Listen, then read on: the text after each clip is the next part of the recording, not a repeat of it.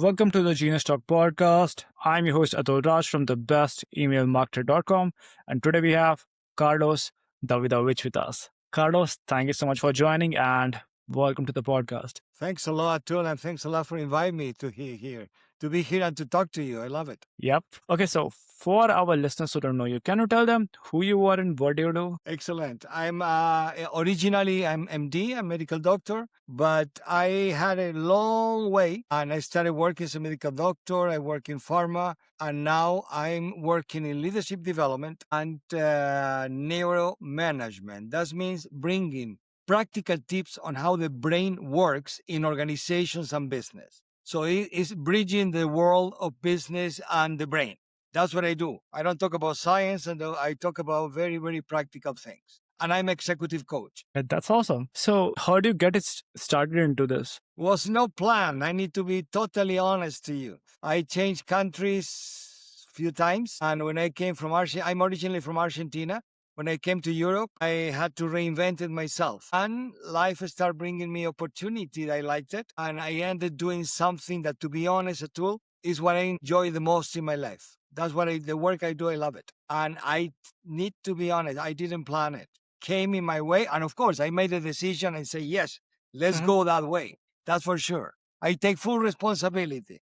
But that was not a plan since I was young. That's not true. Okay, so is there any specific thing that happened that drew you into study stress and the brain? Yeah. In one moment, I start seeing that everybody talks about leadership everywhere. There are tons of books, but people don't understand exactly who they are, or who we are, and how things works inside of us first. And when we talk to people, when we connect to people, when we have a team, certain patterns that if you know them, you will build better relations with your team. You will be more productive.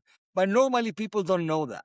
And when I found out that these tips were so useful, I said, okay, I'm bilingual in medicine and business, so I can translate this. And now it's working so far. So when I see my clients from the let's say the mirror of neuroscience, I can understand a lot of things are going on behind the scenes that they don't know, and that makes a big difference. It's not about he told me, she told me, I told. No, no, no, no. There is a reason behind that. When you understand, you can decode, and then you can solve it faster. Make sense? Yeah.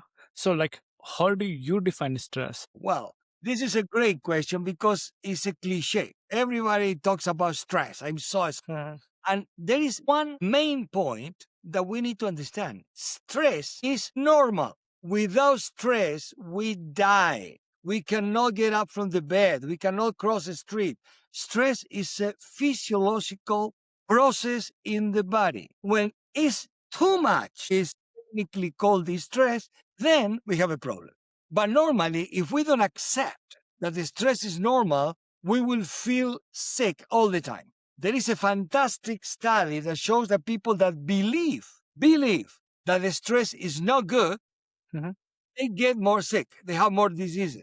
And Okay. people that understand that stress is a protective mechanism, in that moment, I take it as a positive thing. So even though I can be anxious, I can be nervous, I can like preparing myself for the fight, but thanks to stress, I can do it. So stress is always helping us. I need to be clever enough to keep it in the normal range. That is the secret. To keep it in a range that is helping me and not harming me. Okay, so how do our five brain respond to stress? Each of them in a different way.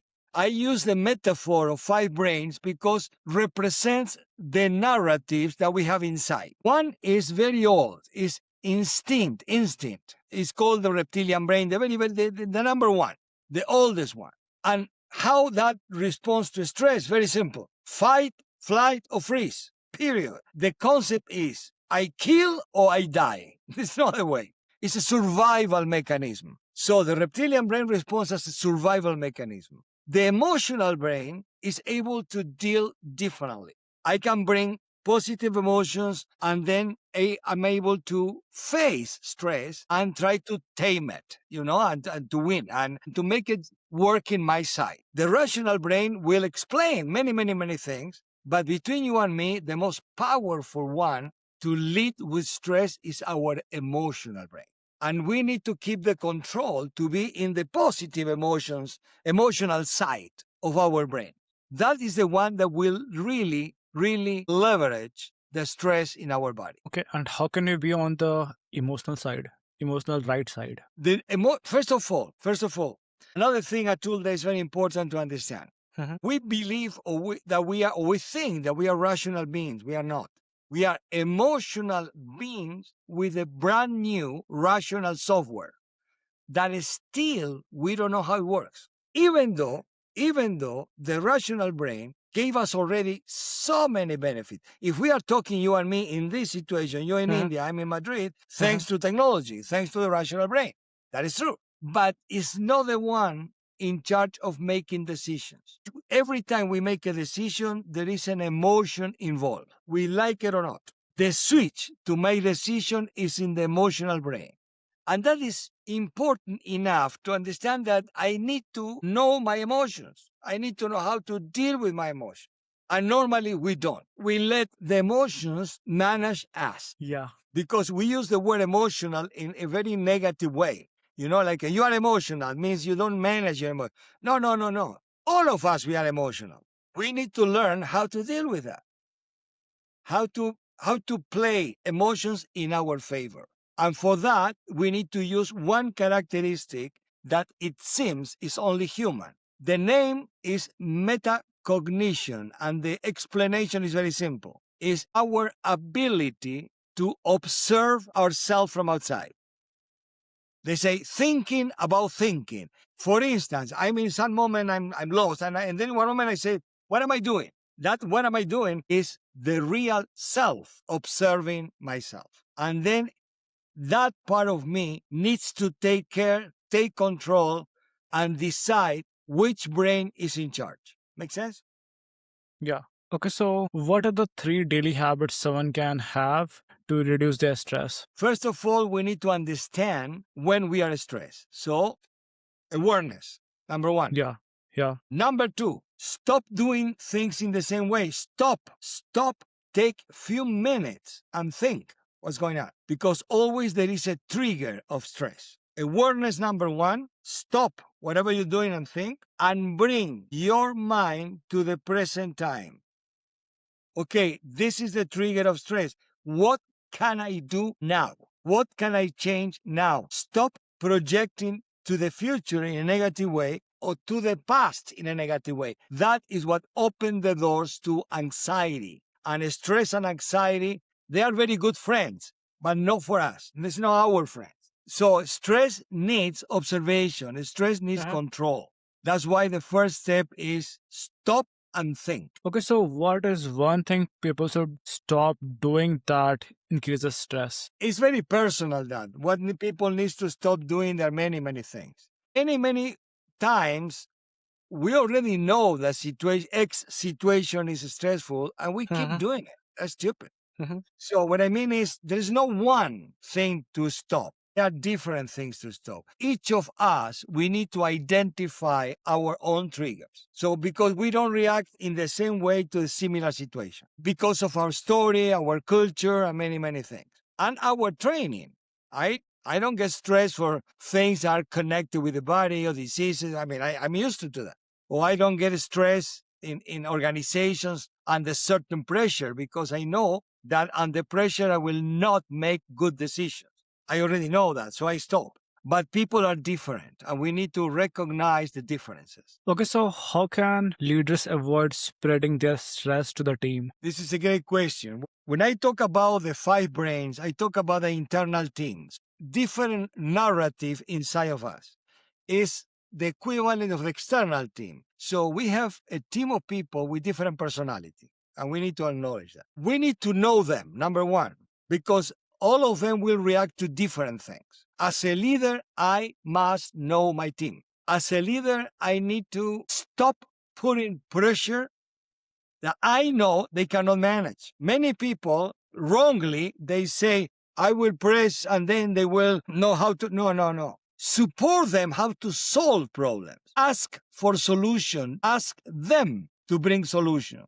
The engagement is when I feel I'm part of the solution. And when I'm part of the solution, my brain will do more and more effective. So stop giving orders and start asking, what do you think how to solve this? That is what brings people the power of people and the productivity of people. Okay, so is there any role of sleep or food that play a part in stress? That is crucial. I will not say a cliche, but we still don't understand that bad sleep is the best trigger of stress. And today we have all these watches, all the things that you can control. And sleep is not 2 hours, 3 hours. Between 7 and 9 is what any human being needs. Regarding food, I'm reluctant to be schematic, because again, depends on culture, depends on countries, but definitely when we say healthy food, we cannot generalize. Western countries that they like junky food, that is the one to stop. But in India it's different. You are used to eat different kind of food. And I'm sure there is a healthy Indian food. You know what I mean? Yeah. It's a healthy Japanese food. It's a healthy Chinese food. Always in each country, but that is, you cannot generalize.